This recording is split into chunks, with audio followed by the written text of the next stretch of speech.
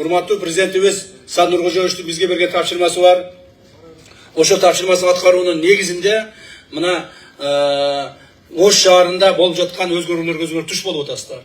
Шаарыбыздын мэри Кудайга шүгүр жакшы мэр келип калган экен, жакшы мэр чыгып калган экен. Муну биз үлгү кылып айтышыбыз керек. Жакшыны жакшы деп айтпасак качан айтабыз? Мына ушул кишиден үлгү алып бардык жерлерде иштеп атышат.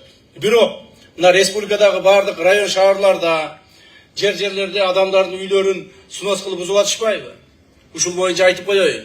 Урматтуу жетекчилер, адамдын үйүн бузаардын алдында сөзсүз ал адам менен сүйлөшкүлө. Ал дагы адам кайсыл бир эмгек менен, кайсыл бир өзүнүн күчү менен, ою менен ошол үйдү салган эле. Эми аны барып туруп эле унчукпай барып туруп сүрүп таштабастан ал адам менен сүйлөшүп, ал адамга башка жерден үй берип, жер берип, жардам берип, мамлекетке керек экендиги түшүндүрүп, андан кийин гана ошо үйлөрүн бузганга аракет кылгыла.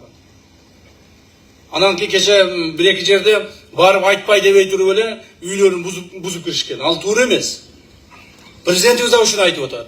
Ал туура эмес. Ал билбей салып алдыбы ал жерге, мыйзамды бузуп салып алдыбы, баары бир ал адам жашап атат да эми ал. Жашап атат да, анан барып эле анын жашаган үйүнөн эле кууп чыгып эле үйүңдү бузуп эле бар талаага бар деп кууп ирсе, андай болбош керек. Ошону ар бир жетекчилер эсиңерге тутуп алгыла. Анан Оштун мэри бузуп атыптыр деп эле анан баардыгын буза бербегиле. Оштун мэри мына азыр мен сурасам, бул киши айтып атат, мен барып сүйлөшүп атам дейт. Үй берип атам, участок берип атам, анча-мынча макул болбогондор да бар. Алар менен дагы да сүйлөшүп атам деп ушинтип айтып атат. Ушинтип гана элдин көңүлүн алып туруп гана иштеш керек.